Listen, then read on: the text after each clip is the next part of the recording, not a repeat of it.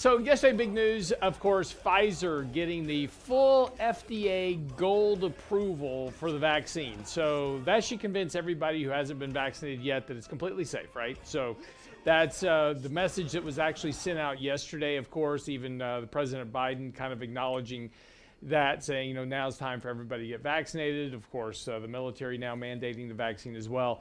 So later this year, both Johnson & Johnson and Moderna are also hoping to get the full FDA approval for the vaccine. And, of course, we're talking about something where, the issue is still developing here, and a lot of things are going to go on for the next, really few years as we continue to get more variants of the virus. Again, this is what we talked about a year and a half ago when this first started. We said the problem with viruses is that when you create a vaccine for it, it mutates, very much like influenza A. There's many different variants of the flu virus, and when you get your flu shot on an annual basis, it only covers a few, and that's why even if you get a flu shot, you may still get sick. And this is the problem with COVID, and this is something we're just going to have to learn to live with as we go forward. As we get past this, right, and kind of get the economy back on. But speaking of the economy, that's the interesting thing. So last year we did $5 trillion worth of stimulus coming in from the government. Now this was supposed to bail out small businesses and keep people employed and get the economy, support the economy until we get back on track. Of course, we had this huge surge in economic growth in the third quarter. Not surprising when you put 20% of the economy into the economy all at one time, and particularly in the form of just direct checks to households. As we said yesterday, imagine that people actually went out and spent the money. The problem now, though, is that you're now getting the reversion back to norms. We had these big deviations from long-term kind of trends in markets, whether it's retail sales, employment, or personal consumption expenditures, had these big deviations. So we had these very big economic numbers. As we said in quarter two, at the beginning of the second quarter, we said that by the time we got the actual GDP report, it was going to be far weaker than what analysts were expecting. By the time we got there, it was actually 50% lower than where the initial estimates were. Quarter three is shaping up to be very much the same way. Already, the third quarter GDP estimates are coming down rather sharply. Manufacturing has peaked, service spending has peaked, and not surprising, because now what's happening is all of that dollars that we put into the economy, they're coming out, and so activity is now returning to norms. And this is the one thing that we talked about a lot. We wrote some articles on this last year called the second derivative effect. And this is the fact that when you start measuring things on a year-over-year basis, they start to revert very quickly back to their long-term means. And this is what's happening now. Now, this has implications for the financial markets, because all of this rally in the market that we had over the last year, this 100% advance, it got Wall Street very excited. And they have now ratcheted up earnings estimates to the moon going out over the next couple of years, expecting that this current trend of economic growth is somehow natural and normal, even though it's all driven by stimulus, which is now leaving the system. So now what we're going to see is that we're seeing Q3 economic growth slowing down. Q4 will slow down some more. Earnings estimates are going to have to come down. This is going to make valuations in the markets, as well as the current price of the market, very hard to maintain at these levels. Now, as we talked about yesterday in our post yesterday morning, and talked about over the last couple of weeks, we've had a very long stretch in the market with very low volatility. Again, something that we haven't seen since really 2017. And as always, low volatility tends to lead to high volatility at some point. But importantly, as we've been talking about, these little dips that we have coming off the 50-day moving average, and of course the most recent little dip got bought at the 40-day, we get a little spike in volume during the sell-off, and then as soon as the sell-off is over, there's a few buyers that show up to kind of buy the market, but the market has got such a lack of liquidity right now that it takes very little volume to actually move prices higher. And if you actually take a look at a volume chart on the S&P 500 going back over the last several corrections, actually going back to, even just to May, what you see here are these repeated levels of little spikes in volatility that equate to the sell-off in the market. So when the market sells off, you get a big spike in volatility and volume as people are dumping stocks into the markets. But when that little brief sell-off is over, in just a matter of a couple of days, and investors start to kind of buy the dips, volume very quickly evaporates, and there is no real volume in the markets. And that's what we're seeing again this time. This is very normal over the course of the last few months because it's a market that has very little liquidity in it. And here's the big risk of a lack of liquidity, and we've talked about this before, is that for every buyer in the market, there has to be a seller. The problem here is that as markets are going up, nobody wants to sell, right? So buyers have to keep paying up higher and higher prices in order to buy something in the markets to get money allocated. And that's why prices are moving up on very low volume, because it takes very few buyers to actually move prices up because there's nobody willing to sell. The problem becomes on the other side of the coin when a large group of the market decides, hey, I'm going to sell for whatever reason, right? Some type of exogenous event, the Fed tapers, the Fed does something unexpected, whatever it is that gets people angst to sell. All of a sudden, there are no buyers. The buyers wind up at much lower levels, and this is how the market is going to actually fall eventually. It'll be a very fast decline back to the 200-day moving average or lower, because what will happen is there'll be a gap that opens up in the markets between the current price of the market and the price that other buyers are willing to buy. So when sellers show up in force, the market will decline rather rapidly because of this lack of liquidity in the market. There's simply just nobody willing to sell at this point. So buyers are having to step up, but there's not that many buyers out there. Most people are just kind of holding things in their portfolios at the moment, us included, because we need to participate in this rally in the markets. But we realize that there is a growing risk here of a downside pop at some point. You've had a very long period of where we haven't had a retest of the lows of 2 months ago. We haven't seen that type of lack of volatility for years.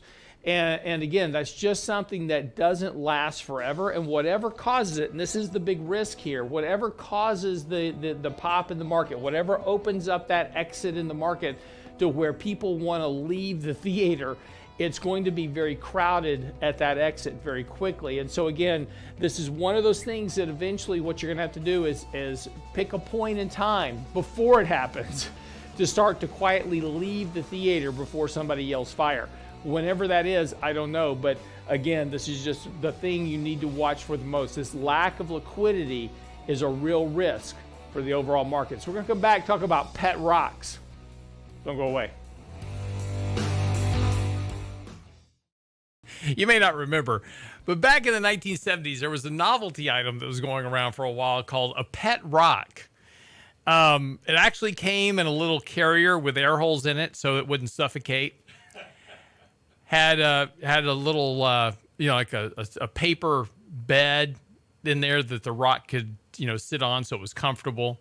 It even had a care and feeding training book of your pet rock, because it's important to take care of your pet rock. It's been around for a couple of billion years. It's important to take care of it so it doesn't die, right? But this was a thing. Somebody invented it, and this is the great thing about, people always talk about how, capitalism sucks and, capitalism broken. And here's somebody that took advantage of the capitalist system to sell probably one of the most stupid ideas ever. And people bought this stuff like crazy. I mean, this was a huge deal. My parents bought me one for Christmas. Okay? I mean, it was a thing. And they weren't cheap, as I recall. They weren't cheap, but they were cheaper than an iPhone. But they were rocks. But see, we didn't have, video games and things back then. We played with sticks and rocks and balls. I mean, the outside was a thing. Anyway. So why am I bringing this up? Well, not surprisingly, in the markets today, and this is what happens when we have a whole lot of speculation in the markets, a digital version of a pet rock just sold. This is a non-fungible token. just sold for over $100,000.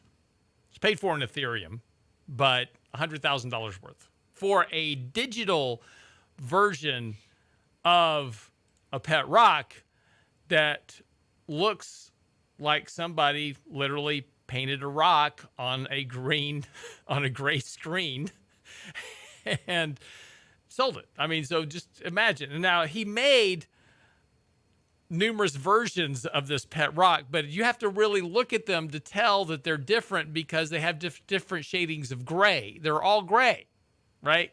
So you have to really kind of identify that you've got a unique version of this pet rock for $100,000. And this just kind of really goes to show us where we are in the markets today. You know, we talk about the markets being rich, overvalued, and what happens when you get into these phases of the markets where there's a tremendous amount of speculation and you know, valuation, a disregard of valuations for the markets. You find these kind of things happen, right? You see people paying, you know, astronomical amounts of money for digital versions of pet rocks and art and cars and, you know, luxury yachts, those type of things, right? It's just where we are in the markets. And Peter Atwater, when I originally posted this, Peter Atwater had tweeted me back. He says, yeah, the craze lasted from September of 1975 and sales peaked in the Christmas season, tanking in 1976. And he's right. It lasted, the craze was very short in nature for pet rocks. Not surprising, because it was stupid. But somebody, thank God to capitalism, made a lot of money off of it. Good for you. There's some guy in a beach somewhere, and there's people walking up to him and going, hey, how did you make all your money? I sold rocks. I'm only jealous because I didn't think of it. But let's get into some signs of a rich market. That's really kind of what we are today. You know, valuations. I want to be really clear about this because this is the first thing that happens when you talk about valuations. People go, valuations have been high for a long time. Yes, valuations are a terrible market timing indicator. They tell you everything you need to know about psychology of the markets and where you are in the cycle. John Hussman, who takes a lot of grief because he's been very bearish for a very long time, does some great work on valuations. And he recently put out a chart showing the ratio of non-financial market capitalization. So this is the market cap of non-financial stocks, so no banks, to the actual gross value added that they provide. And now this is probably the most reliable valuation measure in history because of its very high correlation to what is happening with underlying future returns. And this is one of the things that we want to continue to kind of focus on is this relationship to forward returns. Because when you take a look at these current valuation levels, which are at the highest level ever on record, right? So you take no matter how you kind of look at it in terms of, you know, kind of the markets, your money, etc. And you take a look at valuations. What do valuations mean? It means that if I pay this value for something today, what's it going to be worth to me in a year, 2 years, 5 years, or 10 years? Take pet rocks, for example, right? If you bought it in September of 1975, it had value until 1976, and then it didn't because people no longer wanted to buy it. It's the same thing with the financial markets. Valuations tell you a lot about the exuberance in markets, about what people are willing to pay for something. And currently right now, whether you look at market cap to GDP, price to sales, these are all at record levels, right? People are paying more today for ownership in a company than at any other point in history. When you compare that to what forward returns are over time, there is a very high correlation between, guess what? If you overpay for something today, your future return on it, the future value of it, is going to be lower. The easiest way to really explain this is to think about something that you buy on a regular basis. And there's a good example of this right now. Used cars are a great example of this. Because there's a shortage in used cars, people are panicking to think that they can't buy a car anymore. So they're running out and they're overpaying for a used car. So in some cases, they're paying more for a used car than actually the new version of that same car actually cost. Now think about the stupidity of that. But they can't get it, so it's a big panic, right? I can't get a car, I got to go buy one. And it's just the way human psychology works. If we think we can't have it, we got to have it, right? The problem with this is that if you buy a new car and you drive it off the parking lot and you turn right around, you get like, you literally drive, you buy a car, you literally drive it down the street and then come back and you say, hey, I want to sell my car. You automatically lose about 20% of the value because now it's a used car. Historically speaking, not now. So the problem with overpaying for a used car is that its future value is going to be lower. It's going to depreciate over time and it's going to be valued at less money.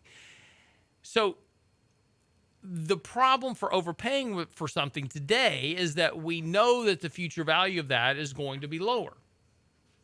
Now, this excludes collectible items. Don't email me talking about, well, a 1969 Barracuda just sold for $150,000. Collectible cars are different, but they are also subject to speculation and psychology and what people are willing to pay for it.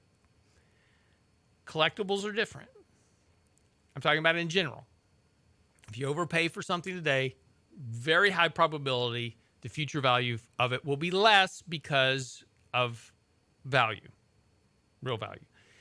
So when we take a look at valuations, whether it is market cap to GDP or whether it's price to sales or whatever it is, the ultimate forward returns are going to be lower. In fact, if you don't like John Hussman's analysis of it, JP Morgan recently did the same thing. They looked at forward PEs. Now forward PEs are based upon earnings growth, right? So we're now assuming that earnings are going to be even higher than they are today based on the current price. So that brings that valuation down.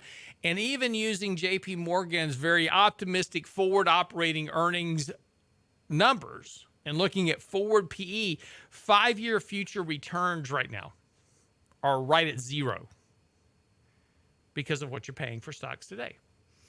And again, this isn't surprising. This isn't new or anything else. And again, if we kind of go back in history, we can see this repeated out over time. And there's one truth to all of this. If we take a look at the correlation between valuations of the markets and the index itself, there's a very high correlation between the ebbs and the flows of prices and valuations. Not surprising, since price is the denominator of the calculation.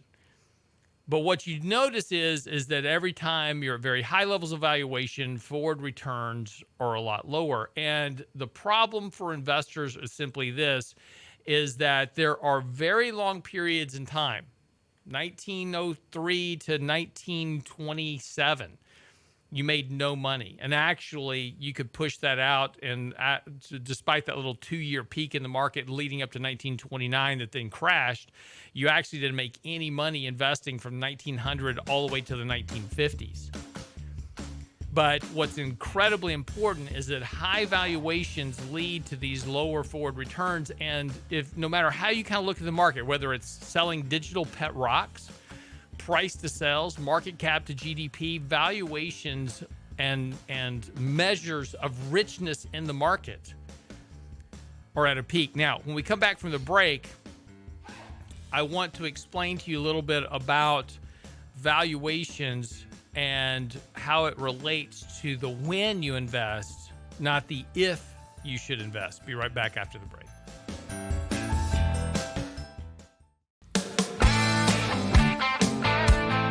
So just for the break, talking a little bit about the importance of valuations. Look, we've talked about this before, and I know you're like, I know, I've heard it before, markets overvalue. I know. I get it. But what's important is understanding what valuations mean relative to not the if you should invest, right? Now, this is the big thing. Should you invest in the financial markets? Absolutely. Does that mean you have to be invested all the time? No, it doesn't. Does it mean that you only can invest in stocks? No, it doesn't. There's lots of things you can invest in the financial markets. We get sucked into just buying stocks a lot of times because that's all we hear about on financial media, radio, whatever, right? That's what we talk about, right? We don't really talk that much about bonds because bonds are boring, but bonds can save your butt at the right time. But valuations are important to understand because, again, it's if you go overpay for something today, your valuation is going to be less in the future. As Warren Buffett says, the price that you pay today is the value that you get. And he's right. And there's a very clear correlation, as I said before the break, there's a very clear correlation between high valuations and low forward returns. But this is where you start getting a lot of media nonsense. And this is the thing you have to be really careful of when you hear this stuff, particularly from financial advisors, because you see this a lot from the financial advisory community. They say, well, if you had just invested into the financial markets in the last 25 years, you would have made 12.5% a year. And if you had invested over the last 100 years, you would have made 9.6%. So see, there's no reason to even worry about valuations. Just stick your money into the markets and you're going to make 12.5% a year. Dave Ramsey says this a lot. Just buy a bunch of mutual funds that make 12% a year and you're good. Now, I love Dave Ramsey. Don't get me wrong. Don't get all upset. I'm not bashing Dave Ramsey. He's, kind of a big media notoriety type person. And this is something that he says, and it's important to understand the context within what he means. So is the question, should you invest in the markets? Yes. But the real issue is the when do you invest in the markets? And this is the important thing to understand about valuations. So back to our chart here of 12.5% returns over the last 25 years. Let's take that one first and let's just think about it for a second. This is 2021. We're halfway through it. So let's just call it end of 2020, right? So back up 25 years, it's 1995. So I invest in the markets in 1995. I'm right in the middle of the dot-com exuberance, right? That ran from 1990 to 2000. So I'm going to start right in the middle of it. And I'm going to put all my money, I'm going to invest all my capital to work in 1995. At the peak of the market in 2000, that is the last time I will see growth on my money for 13 years. Then from 2013, for the next 7 years, I'm going to make a return on my money again. So in other words, out of that 25-year period, I got 5 years on the front end, 7 years on the back end. So 11 out of 25 years, I made a 12.5% rate of return. But I spent a long time going nowhere. Now, here's the important part about this. If I was 25 years ago, I was 40 years old, right? So I want to retire at 65. I started investing when I'm 40. I didn't retire. I made 12.5% of my money annualized, but I didn't retire. And the reason was because my financial plan was based on me doing what? Making 6% every single year. But I didn't.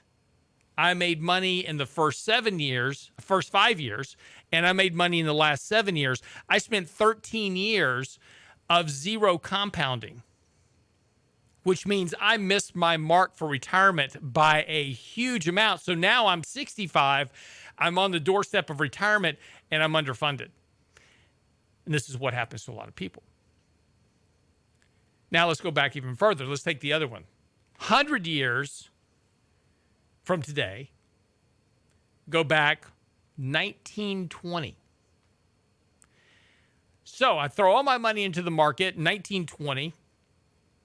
By the way, I'm a vampire, so I can make it 100 years. Did you ever notice that Dracula was always rich? This is why, right? He lived for centuries, had plenty of time to compound stuff. Unfortunately, didn't like garlic, but had a long time to live.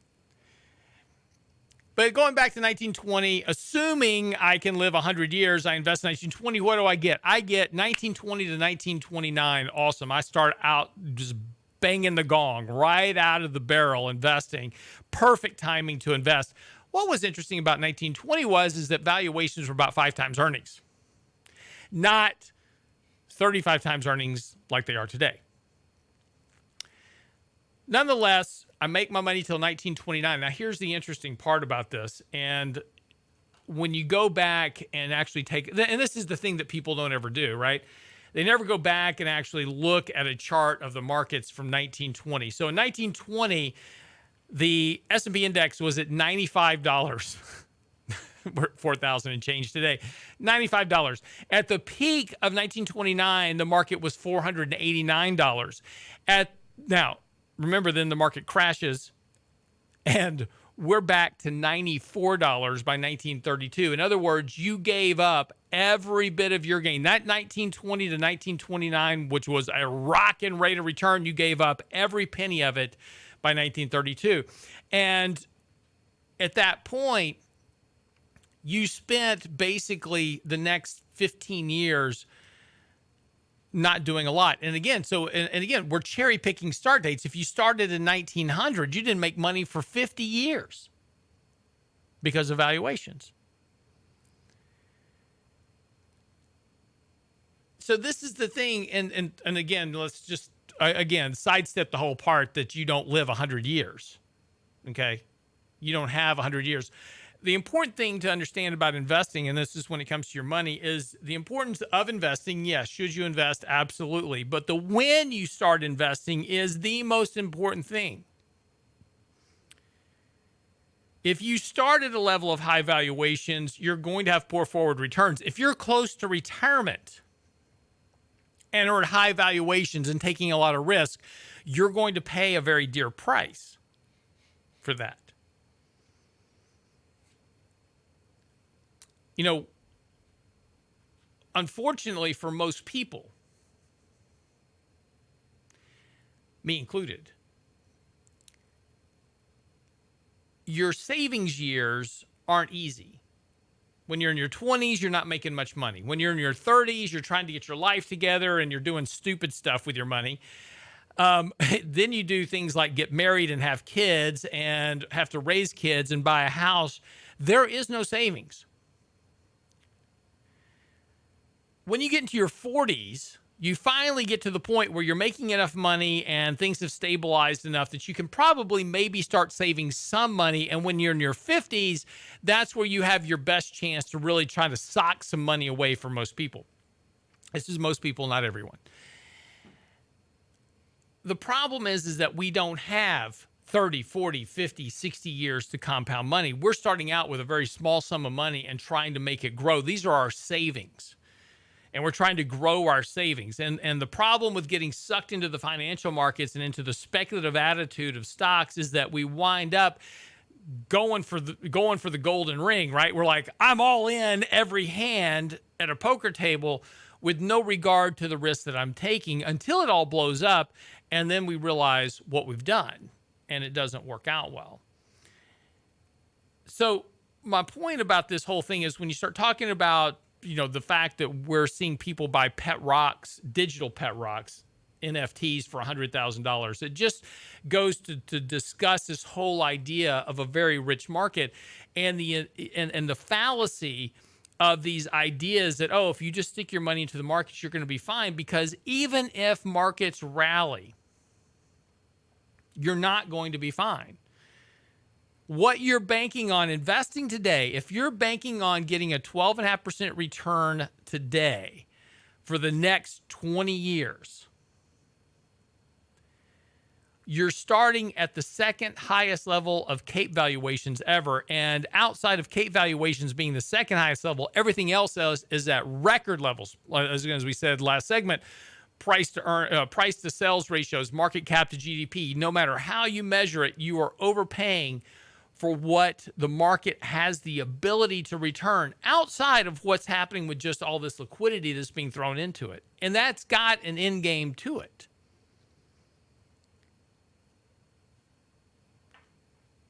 So the point of all this is to be very careful about things that you're told by the financial media and just taking it at face value without really doing some thinking about what it means to you and ultimately your money. So when we come back from the break, we'll wrap up the show.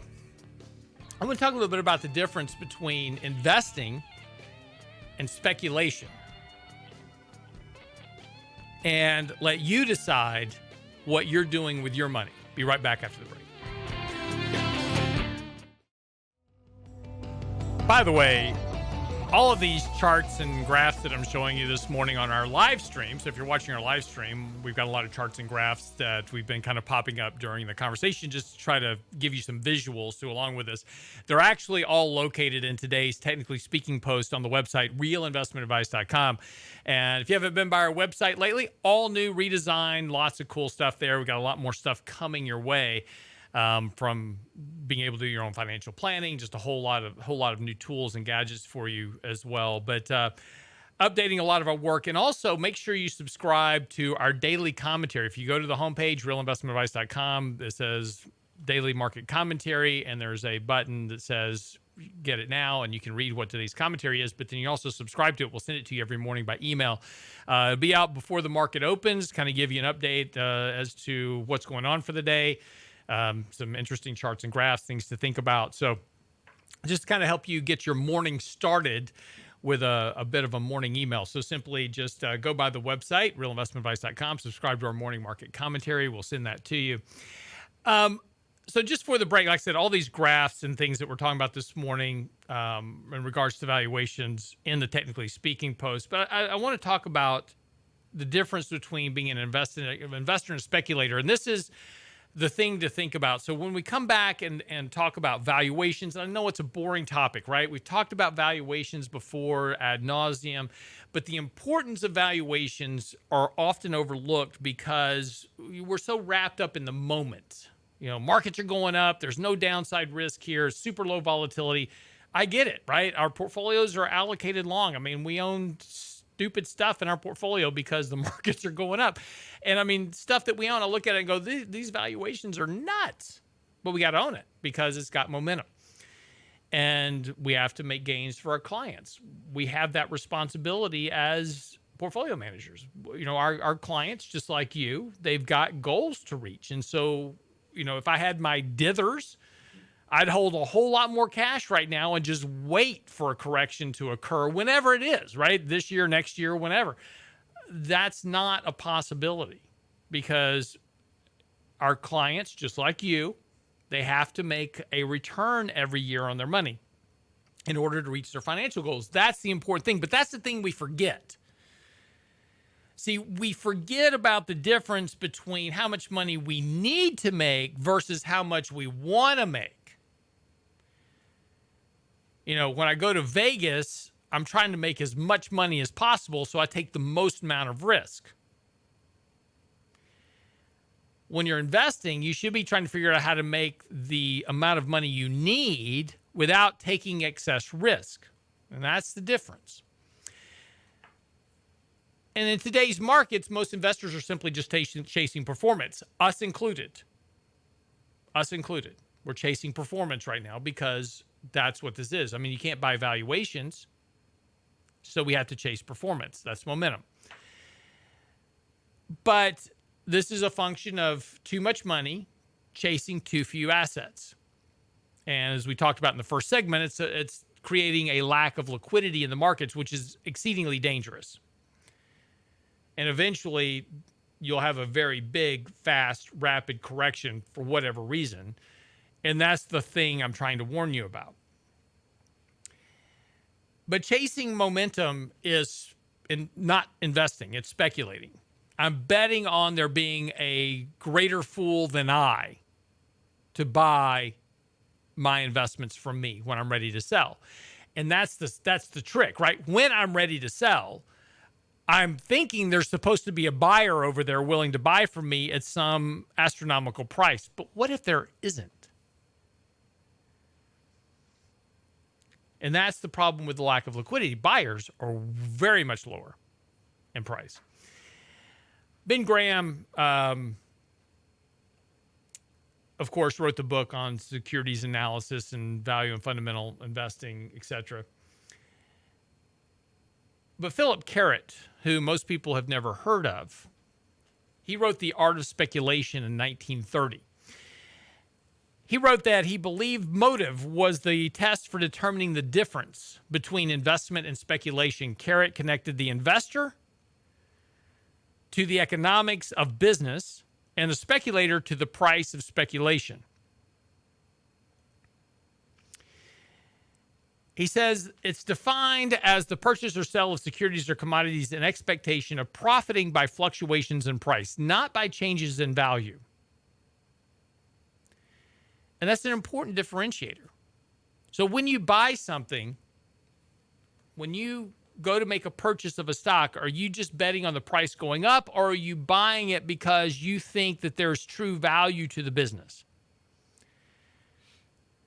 Right now, we're all buying stuff just betting on price going higher because nothing really makes sense fundamentally. If you do find a very cheap, value-oriented company, it probably is price performance is probably terrible and you don't want to own it. That's because you're wanting the price increase right now. You're speculating.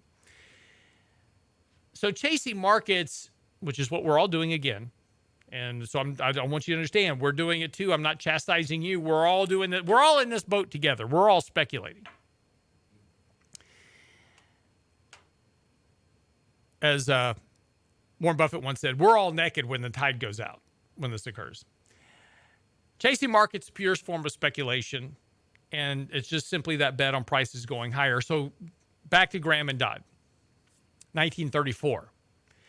An investment operation is one which, upon thorough analysis, promises safety of principal and a satisfactory return. Now, there's the key words. Safety of principal and a satisfactory return. Not phenomenal, not astronomical, not, I've doubled my money overnight. No, a satisfactory rate of return. What is the satisfactory rate of return? It's the rate of return you need to grow your assets, your savings, at a level to meet your financial goals over the long term.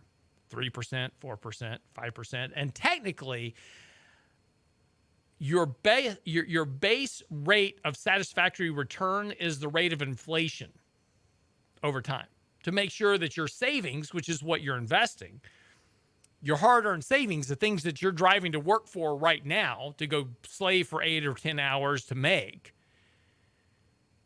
those savings are growing at a rate of inflation to protect their purchasing power parity in the future.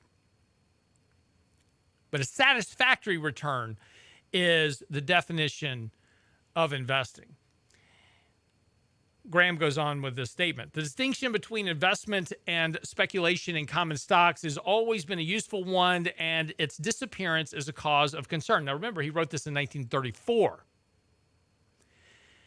We have often said that Wall Street as an institution would be well advised to reinstate this distinction and emphasize it in all its dealings with the public. Imagine that. If Wall Street actually said, I probably wouldn't buy Uber here. Otherwise, stock exchanges may someday be blamed for heavy speculative losses, which those who suffered them had not been properly warned against. Now, imagine that. 2000, the dot-com crash. 2007, the financial crisis. 1974, the black bear market. 1987, the crash. Nobody ever warned investors about the risk of investing. All they tell you to do is just simply buy more. Now we don't even invest. We just simply buy an index and hold on to it. Hold on for the ride. You'll be fine. Because over 25 years, you're going to make 12.5% rate of return. Forget about that 13 years in the middle where you made nothing.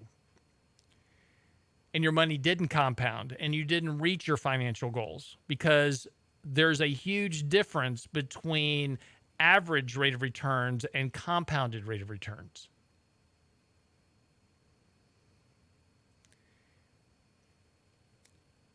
If you're one of our younger readers, listeners, have never been through a bear market before, you weren't around in the 1999 pop, you didn't start investing until after 2008, and you've never actually been through an actual bear market, I get it. You probably don't believe me. And that's okay. And look, I get it, right? We all learn through experience. We've all learned through experience over time.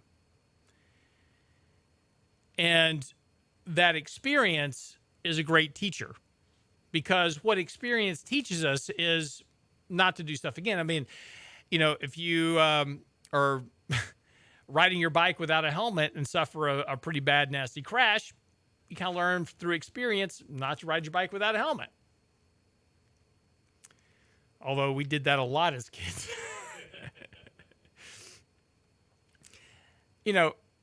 Things always appear easiest at the top of the market.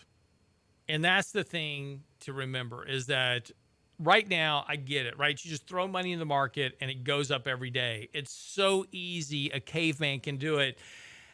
That's the way investing works at tops, right? Investing and speculation in particular is very easy. This is why, casinos are so successful, right? They attract you in. They get all the lights going. They get all the bells ringing, right? They set the machines to give payouts on a regular basis. They keep you there. They give you free drinks to keep you in the game until the house has all your money. Same thing on Wall Street if you're not careful. Wall Street will keep you at the table long enough for Wall Street to have all your money. Samuel Clemens once said, history doesn't always repeat itself, but it often rhymes. And that is how we'll wrap up today's show. I'm your host, Lance Roberts. Get by the website, realinvestmentadvice.com. Our latest blog post is out talking specifically about investing, speculation, pet rocks. It's all on the website now, realinvestmentadvice.com. Sign up for our daily market commentary and, of course, get our latest videos, YouTube channel, etc. Find us on Twitter at Lance Roberts. Everything we can do to help you invest better, invest your money better, realinvestmentadvice.com. Have a great day. We'll be back here tomorrow. See you then. If I had a little money, it's a rich man.